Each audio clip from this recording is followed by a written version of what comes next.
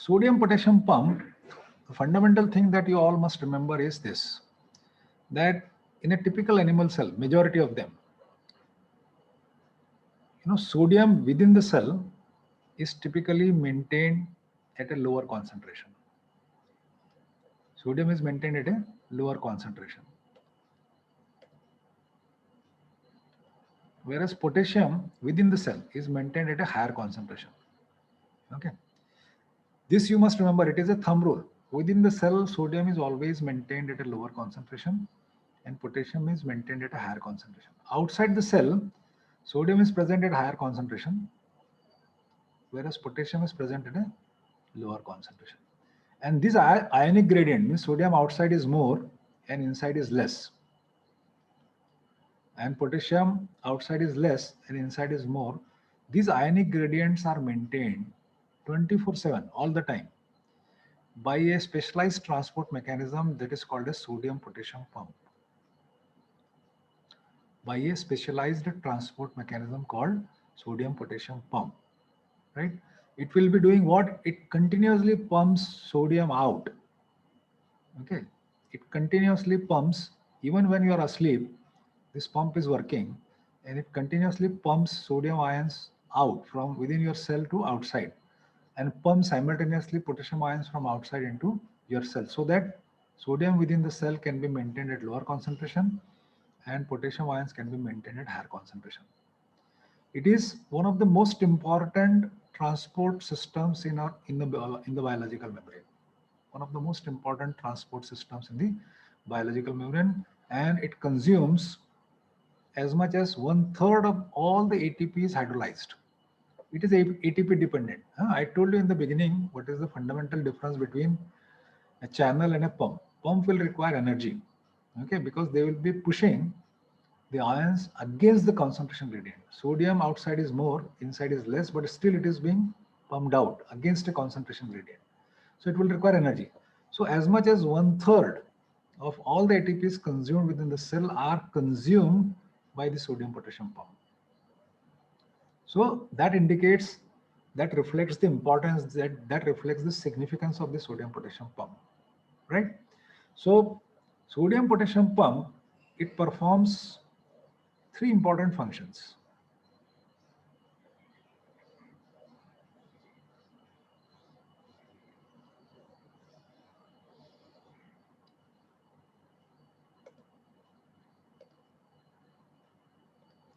What are those three functions of sodium potassium pump? It regulates cell volume.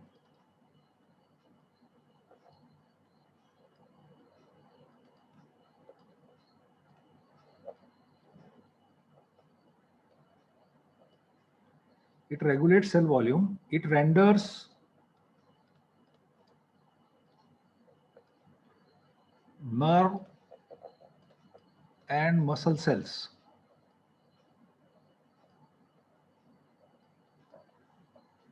electrically excitable.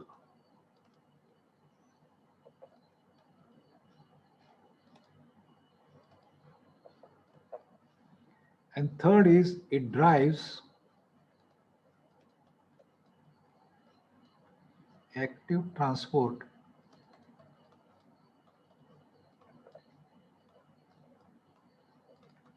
of sugars and amino acids. These are the three important functions of sodium potassium pump. Cell volume is regulated by this pump. It will render the nerve and muscle cells electrically excitable so that nerve impulse can be propagated, muscles can be contracted, and active transport of sugars and amino acid across the biological membrane is also driven by this particular pump. And we'll see how does it do it, right? Then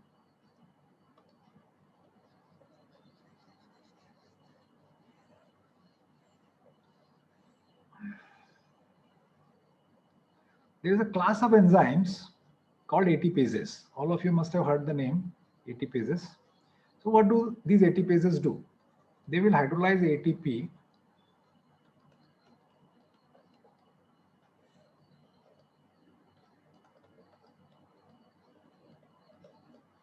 to ADP and Pi with the concomitant release of energy. Energy will be liberated, right? So these ATPases, all these ATPases require magnesium ion. Please remember, this is a thumb rule again. All ATPases require magnesium ion for their activity.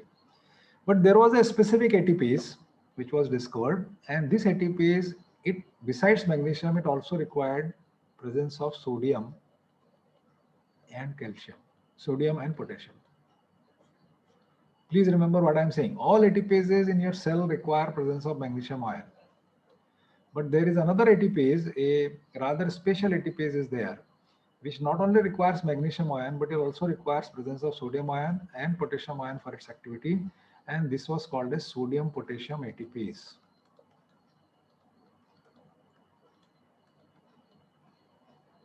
It was called as sodium potassium ATPase, right? And later on, it was also found out that this sodium potassium ATPase, it is an integral part of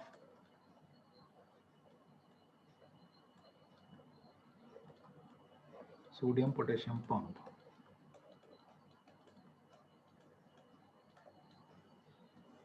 Okay, this sodium potassium ATPase, it is an integral part of the pump. That means sodium potassium pump itself has got this enzymatic activity. It is capable of, hydrolyzing ATP to ADP and Pi in presence of magnesium, right? Now let us understand structurally what this pump is. What is the structure of the sodium potassium pump? So let me draw a diagram for you. So you have this biological membrane.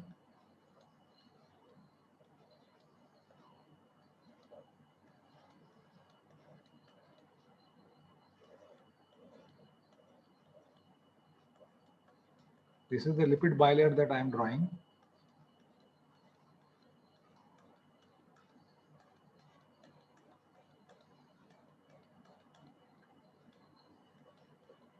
And this pump is also made up of integral membrane proteins, and there are two types of integral membrane proteins.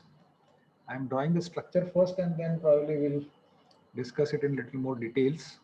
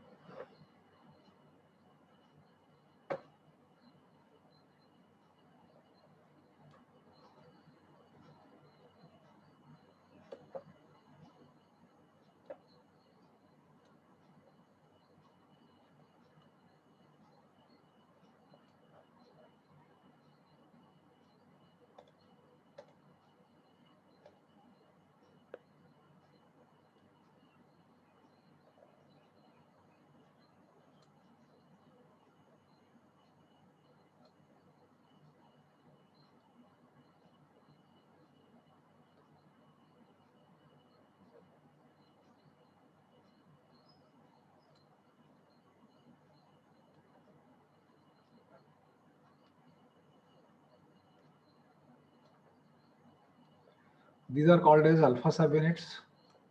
These are called as beta subunits. Beta subunits are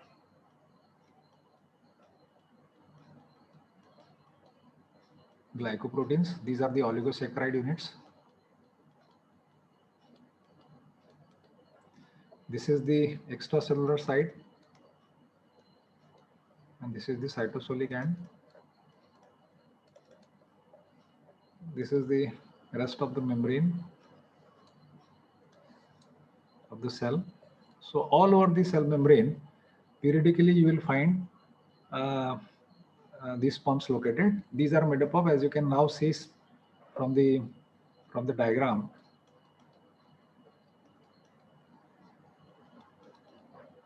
they are made up of two types of subunits. There are two alpha subunits and there are two beta subunits, and all of them are transmembrane proteins. So this is the structure. ये structure आपको draw करते आना चाहिए. Structure of these are oligosaccharide chains.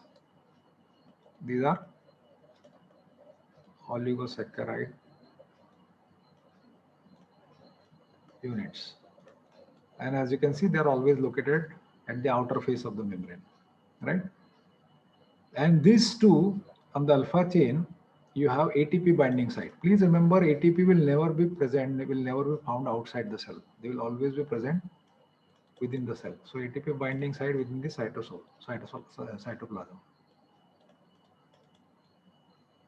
So both alpha chains will have one ATP binding site. Alpha chains, if you have drawn this picture, then I will erase it and then we'll go next.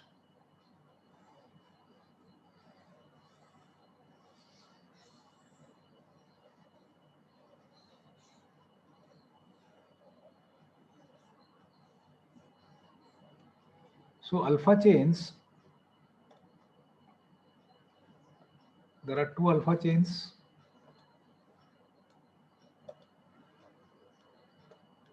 And there are two beta chains. Two alpha chains, each one is about 112 kilodalton molecular mass, whereas beta chains are smaller, they are about 35 kilodalton. Alpha chain, it is made up of 8 transmembrane helices. So now you understand what is meant by transmembrane helix. Whereas beta chain, it is made up of just one transmembrane helix. One transmembrane helix. Alpha chain, as I just told you, has got an ATP binding site. Each one of them has got an ATP binding site. Whereas beta chains are, we have noticed that they are glycoproteins. That means you have oligosaccharides attached to beta chain, right? The ATP hydrolysis takes place in 2 steps. Step 1,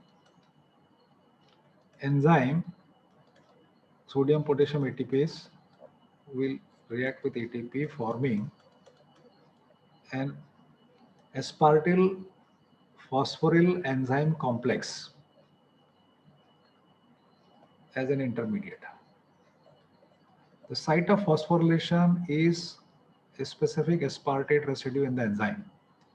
A specific aspartate residue in the enzyme that will get phosphorylated, and therefore what we are calling it as,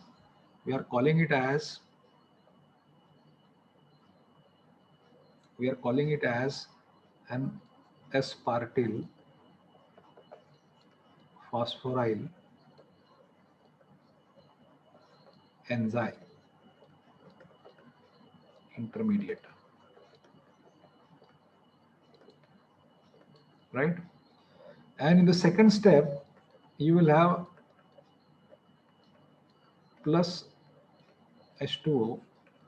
So you will get enzyme returning back to its original form and Pi will be liberated, right? So what was found out is, somebody's audio is on. Please switch off the audio.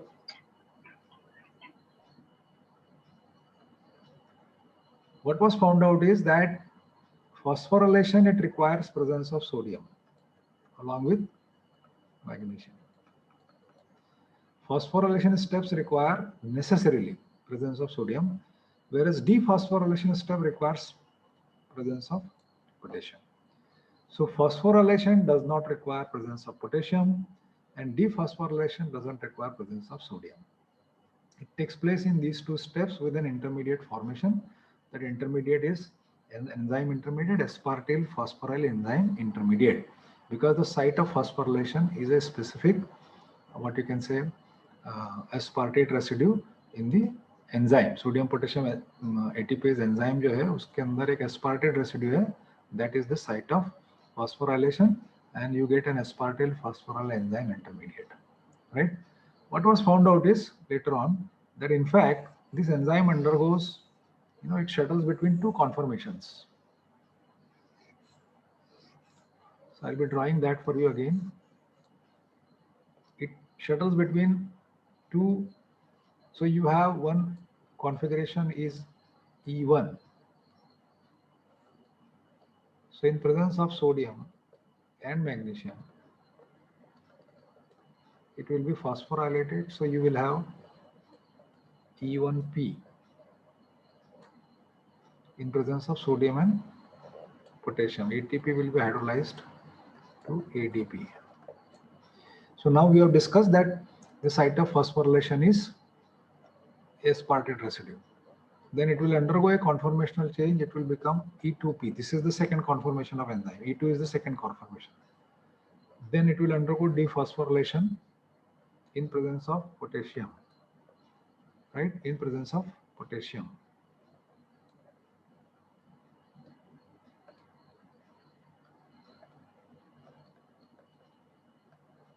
So you will have PI liberated here. And second configuration, and it will undergo a change in conformation, return back to its original conformation. So what does it mean? It means that this particular enzyme, sodium potassium ATPase, which is an integral part of the pump, we have seen the structure of the pump, it shuttles between, interconverts between two conformation, E1 and E2, right? E1 will get phosphorylated. The site of phosphorylation is a specific aspartate residue, whereas in case of E2, once it gets phosphorylated, it will undergo a change in conformation. It will become E2. Then potassium will bind. Potassium will cause dephosphorylation. Phosphate will be removed. So the enzyme will undergo another conformational change and it will revert to its original conformation E1. Right? So two conformational changes it interconverts between. Right? So these are the basics of structural basics of sodium potassium pump. Let us understand what is the mechanism of its operation. So I'll draw a series of diagrams for you so that we can understand this. What is the mechanism of its operation?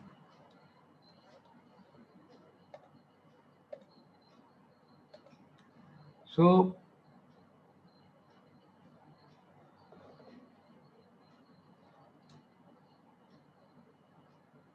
this is the enzyme conformation E1. There is an ATP here bound. ATP is always, this is inside. So ATP is always going to be inside. So sodium ion will join. So you will have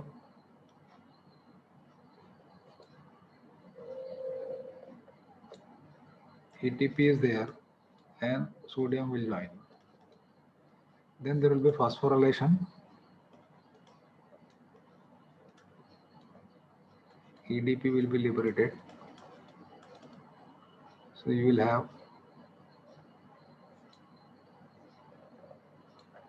this is now phosphorylated. And because of phosphorylation, there will be a conformational change.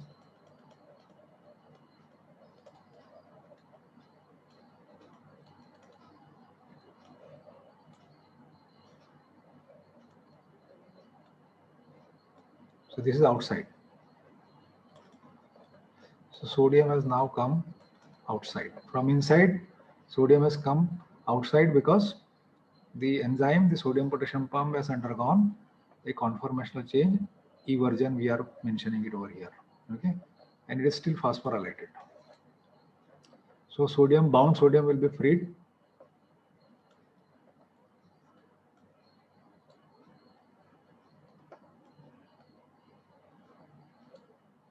So sodium will be freed and potassium from outside will join.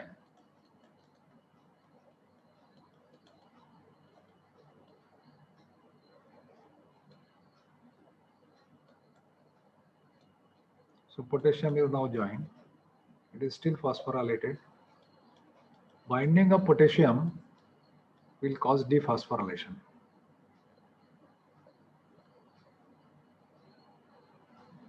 Binding of potassium will cause dephosphorylation.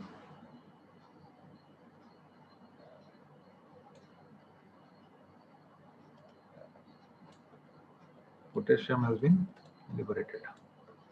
So, sorry, phosphate has been liberated. Potassium is still bound.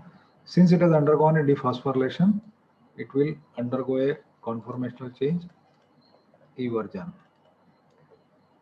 So you will have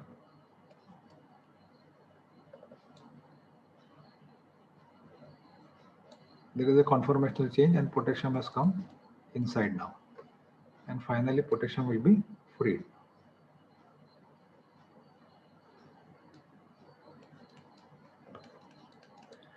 So sodium from inside has gone out. Sodium from inside has gone out. And potassium from inside, from outside has come in. And that is what sodium potassium pump does. It will pump sodium out and it will pump potassium in. Okay. So I will repeat this sequence. So this is sodium potassium pump. This is conformation number E1 and this is conformation number E2. This is inside of the cell. ATP is there. Sodium from within the cell will join. Sodium is bound. It will undergo phosphorylation. The site of phosphorylation, you know, is an aspartate residue in the enzyme. So this is an aspartate residue here, which has undergone phosphorylation. Phosphorylation of the sodium potassium ATPs will result in a conformational change. So it will undergo an eversion. This is the change in conformation. You see the change in shape also. As a result of that, the sodium which was bound inside is now facing the outside. It has come out, right? And the things are still phosphorylated. The ATPase is still phosphorylated. Then sodium will be freed. Sodium frees and potassium will come and bind. From outside, potassium will come and bind. So potassium is bound. Binding of potassium leads to dephosphorylation. So phosphate ion has been freed. Okay. So it doesn't have phosphate now anymore. But dephosphorylation result in another conformational change. Potassium which was bound outside because of the eversion and because of the change in conformation has come inside. And then in subsequent step it will be freed. So sodium from inside has come out and potassium from outside has come in this subsequent. आपको step wise लिखना पड़ेगा इसको describe करते समय. Okay. So this is the mechanism of action of sodium potassium pump.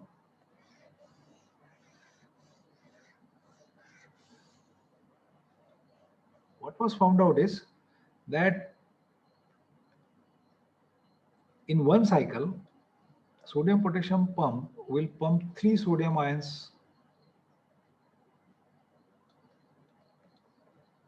from inside the cell to outside, and simultaneously it will pump 2 potassium ions from outside the cell into this from outside to inside of the cell, right, per cycle, per ATP hydrolyzed. So one ATP will get hydrolyzed, and you will have 3 sodium being pumped out from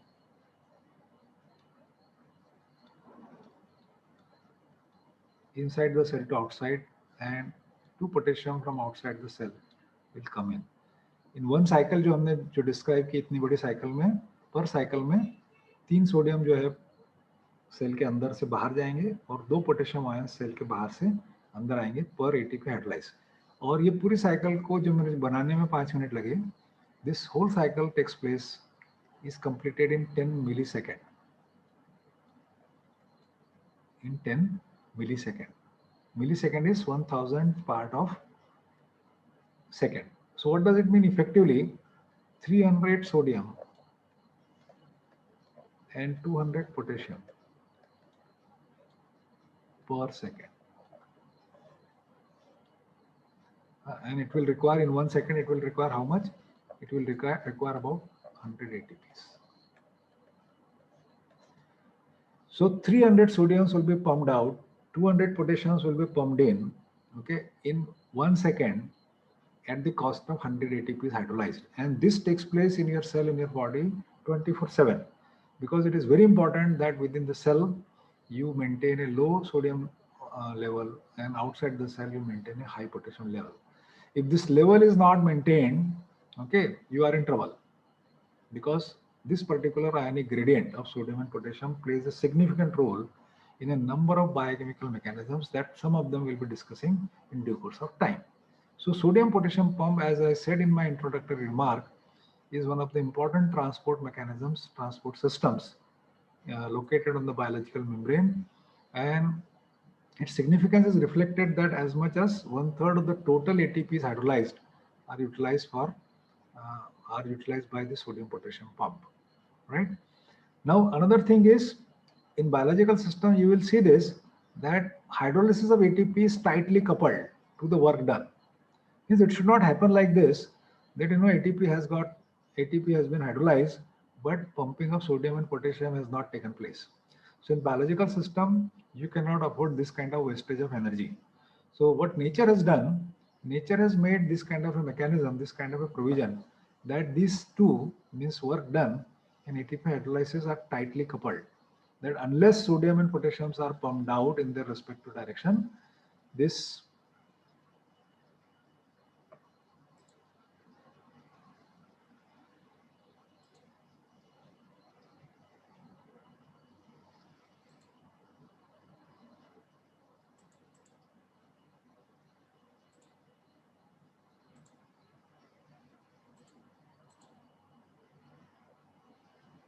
ATP hydrolysis won't take place, right?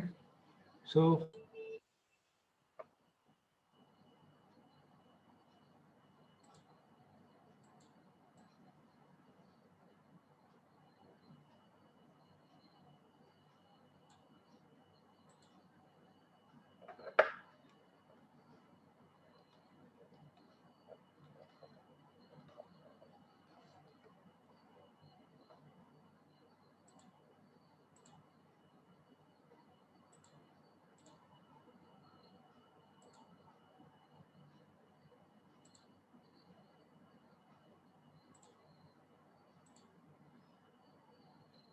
thank you. We'll continue. If you have any questions, feel free, you can ask me.